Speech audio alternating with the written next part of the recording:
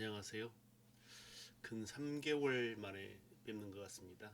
참 그 사이에 많은 사건 사고가 있었는데요. 뭐 대표적인 한 가지를 들자면 일단 제가 젊다고 착각해서 이 벌어진 이 오만의 결과로 그 인대가 파열이 됐어요. 그래서 수술하고 또 뭐 입원하고 재활 치료하는데 한 3개월 정도 걸렸습니다. 오늘 양쪽 발에 이제 처음으로 그 신발을 신는 날이었어요. 그 기간 동안 참 우리가 일상으로 누리는 손과 발의 기쁨들 이것들에 대해서 너무나 감사하지 못하고 있다는 생각을 좀 하게 되더라고요. 세상에는 어, 그 우리가 사회적 안전장치를 마련하지 못함으로써 우리가 그 일상으로 느끼는 것들을 누리지 못하고 사는 많은 분들이 계시다는 것을 알고 또 그것에 대해서 내가 실천하지 않으면 안 되겠다는 생각을 하게 됐습니다. 어, 오늘 뭐 주제는 이런 주제가 아니고요.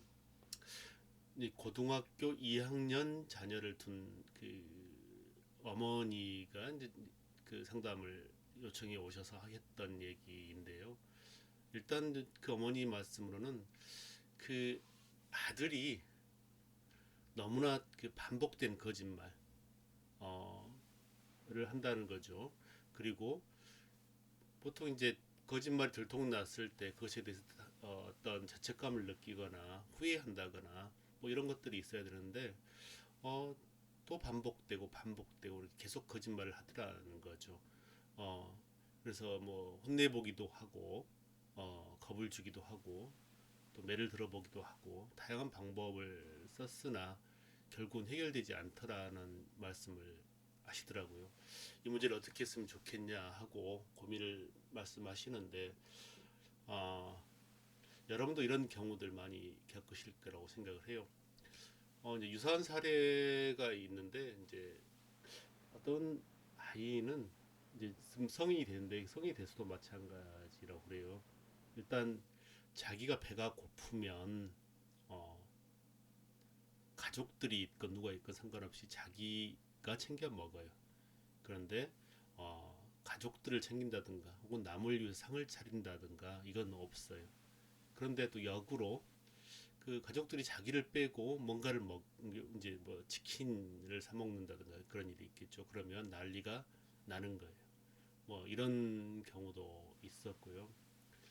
또 어떤 경우는 이제 뭐 이것은 비슷한 사례들이 많기 때문에 꼭 단정할 수 없습니다만은 일단은 이 게임에 빠지면 이틀 날을 세워서 게임을 하는 것, 이 멈추지를 못하는 것, 뭐 게임뿐만 아니라 다양한 것들이 이제 그런다고 하는데 이 멈추지를 못하는 것에 대해서 고민이 된다고 하신 분도 계셨습니다. 뭐 이제 젊은 친구들 사이에서만 그런 게 아니라 성인들 사이에서도 흔히 이제 우리가 볼 수 있는 게 뭐냐면 어, 그 가장을 해고하는 행위, 정리해고를 말씀드리는 건데 뭐 이제 우리가 일상적으로 정리해고를 자주 보다 보니까 무뎌지기는 합니다만은 가장을 해고했을 때 그 가족이 겪게 될 고통과 그 괴로움들은 이루 말할 수가 없는 거죠. 그리고 이제 이 코로나 상황에서 이제 벌어지는 자영업자와 그뭐 서비스업에 종사한 분들 있지 않습니까? 이분들에 대해서 이 배려하지 못하고 자기 집단의 이익만을 이 고집하는 이 부류들이 있죠. 어, 이 공익을 이야기하지만 전혀 공익적이지 않은 삶이죠. 물론 이제 그분들에 대한 비판들이 이루어지기도 하고 또 그 자정하기를 요청하기도 하는데 공감하려 들지 않죠. 자기 생각을 이 고집하고 나아가기도 하고 이런 일들을 자주 보게 됩니다. 어, 이 문제를 어떻게 해결해야 할까요? 이제 참 이 고민이라는 거죠. 바꾸지 않죠. 타협하지도 않죠. 어, 그러니까 이게 그 도덕적으로 문제가 있고 이 고쳐야 될 문제라고 우리가 이야기를 하기도 하고 어, 후회하게 될 거야. 이 선과 악으로 구별해서 이야기를 하기도 하지만 어, 이게 이제 소기의 경읽기로 끝나는 경우가 많더라는 얘기죠.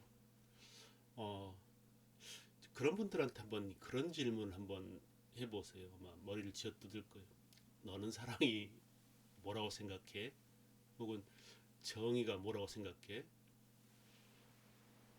이게 몽해서 답변하지 못할 거라고 생각을 해요.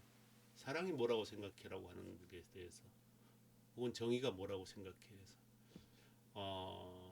그러니까 너의 생각은 구체적으로 해서 너의 감정은 어떤 거니? 그러면 그것에 대해서 설명하지 못하는 거예요. 그 자기의 감정에 대해서 어떤 상황을 해결하는 방법에 대해서 이야기할 수 있겠지만 어, 그러니까 이제 이런 경우 참 이성을 사귀는 것도 마찬가지죠. 이제 그 엄마는 뭔가 이성을 사귀면 또 그 이성은 챙겨야 되잖아요. 챙겨야 되기도 하고 또 어떤 감정적인 유대감을 가져야 되기도 하죠. 그런데 이제 일단은 뭐 사귀지를 못하고 사귀다 하더라도 오래가지 못하더라는 얘기죠. 그러니까 이제 이성과 정서적인 유대감을 가지게 되거나 또 이성이 본인한테 요구하는 어떤 감정적인 문제에 대해서 이 공감을 하지 못하는 거죠. 같이 게임을 하거나 같이 맛있는 걸 먹거나 이런 것들에 대해서는 할 수 있지만 너의 마음 나의 마음을 이해하고 서로 소통하고 이런 것들에 대해서는 잘 못하더라는 거죠. 그렇기 때문에 또 나름대로 이성과 어떤 관계 맺음도 잘 하지 못한 특징들이 있더라고요. 어, 왜 그럴까요? 그래서 이제 그 엄마는 선생님 죄송합니다. 어, 우리 아이가 사이코패스일까요? 뭐 반사회성 성격 장애를 가지고 있을까요? 뭐 이렇게 이제 말씀하시면서 사이코패스는 나중에 살인자가 된다는데, 어, 혹은 범죄자가 된다는데, 교도소를 들락거리게 된다는데 어떡하죠? 라고 이야기를 하더라고요. 어, 뭔가 방법이 없나요? 이렇게 이야기를 하시더라고요. 어, 그러니까 우리가 이제 그 미드로 대표되는 어떤 드라마 속에서 등장하는 어떤 그 타인과 공감하지 못하는 사람들, 뭐 사이코패스, 반사회성 성격 장애자들이 뭐 연쇄살인범이 된다든가 강력 범죄를 일으킨다든가 이런 것들을 너무나 많이 보다 보니까 우리가 의뢰이 그렇게 생각하는데 꼭 그런 것만 아니죠.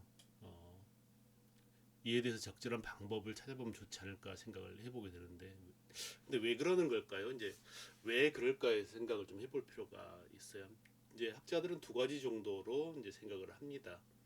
음, 그러니까 이제 일단은 행동을 억제하지 못하고 어떤 감정적 어떤 소통을 하지 못하고 유대감을 느끼지 못하고 이런 것들이 어, 그 세로토닌계를 포함한 어떤 게 중격 해마 체계, 이 해마 체계 관련 그 내서 조금 비정상적, 비성장하지 않았냐 이런 게 생각을 하는 경우도 있죠. 그래서 이제 그렇기 때문에 이 해마 체계가 원활하지 않기 때문에 뭔가 충동적이고 감각적인 것을 추구하고 또 인내력이 낮고 또 어떤 감성적 각성의 수준이 좀 낮는 이런 상황이 있기 때문에 타인의 고통과 타인의 어떤 감정에 대해서 공감하지 못하고 이 충동적으로 그 사람에게 대하게 되는 어, 이런 일들이 발생한다는 거죠.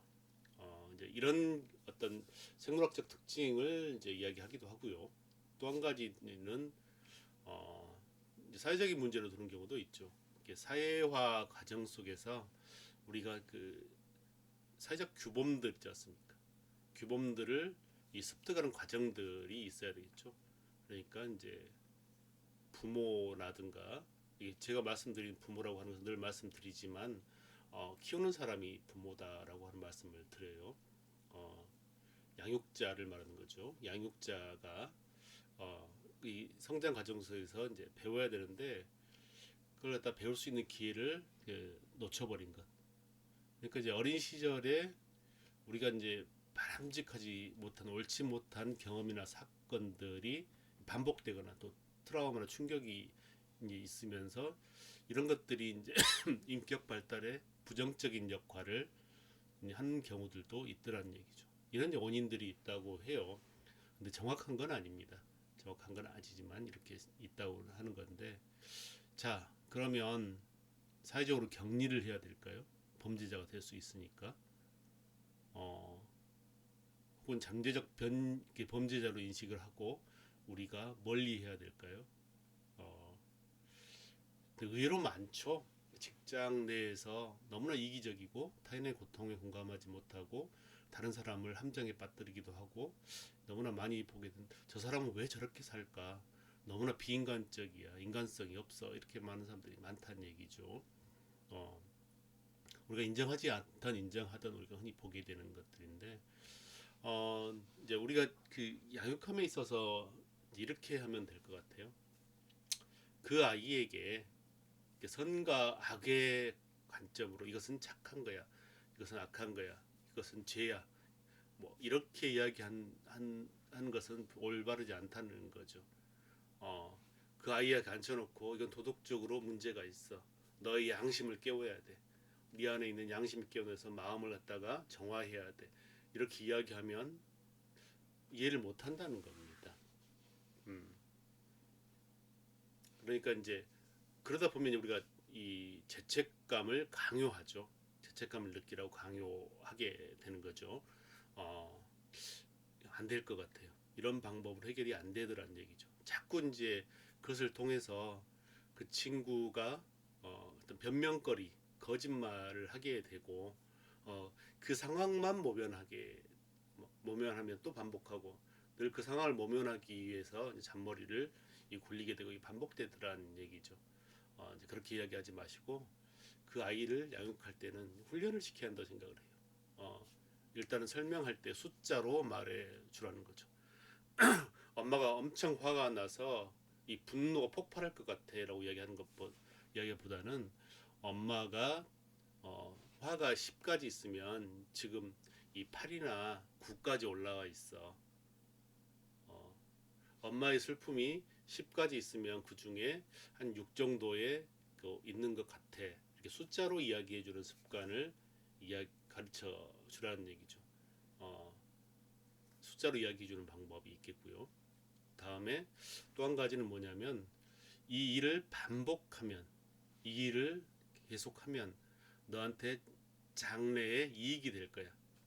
장래에 너의 미래가 달라질 거야 하면서 지금 하고 있는 행동들이 반복되면서 쌓이고 쌓이면 결국 너한테 이익이 된다. 이익과 손해의 문제, 이익과 손해의 문제로 설명을 해달라는 얘기죠.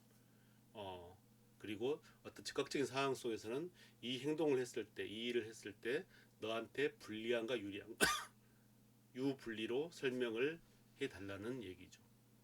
어, 의외로 많더라고요. 제가 충격적이었던 게 대학에 특히나 반이 있더라고요. 어, 그리고 정치인들이나 기업인들 중에도 많이 있다고 하죠. 어, 그런 것 같아요. 그래서 이제 그 어머니한테 그 말씀을 드렸어요. 어떤 감정을 소통하고 공유하는 문제에 있어서도 그렇고 또 인간관계에서도 그렇지. 그런데 이 아이에게 어려운 것을 자꾸 강요하는 것보다는 어떤 상황에 대해서 계속 오랫동안 연습하고 반복해서 어떤 데이터가 쌓이게 해달라는 거죠. 우리는 그걸 가르쳐서 습관화 시킨다고 그러죠. 어, 그리고 매뉴얼을 만들어주는 거죠. 이런 경우에는 이렇게 행동해라 하고 매뉴얼을 만들어 주라는 거죠. 그래서 그 상황에 대처할 수 있는 어떤 데이터와 테크닉이 쌓여 있게 된다고 한다면 그 아이가 생활하는 데 있어서 아주 잘 살 수 있을 거라고 생각을 합니다. 세상 속에서 살아가면서 그러니까 이제 그렇죠. 이제 예전에 어떤 선생님이 저한테 그 말씀을 하시더라고요. 독서 얘기하면서 상상력도 독서에서 나온다는 말씀을 하시더라고요. 전 전적으로 공감을 했습니다. 마찬가지인 것 같아요. 감정이라든가 유대감이라든가 이런 것들도 마찬가지인 것 같아요. 그것에 대해서 태어날 때부터 판단하기 어렵게 태어난 분들이 계신다고 하면 이걸 오랜 시간 동안 반복하고 연습시켜서 그것에 대해서 매뉴얼화하고 대응 방법을 찾아내고 어떤 기술적으로 대처할 수 있는 능력을 쌓게 된다고 한다면 이분들이 생활하는데 큰 불편함이 없을 거라고 생각을 합니다. 숫자로 말하는 연습, 숫자로 말하는 연습이 아이의 미래를 바꾸어 줄 수 있다. 이런 말씀을 드렸습니다. 오늘 방송 마치겠습니다.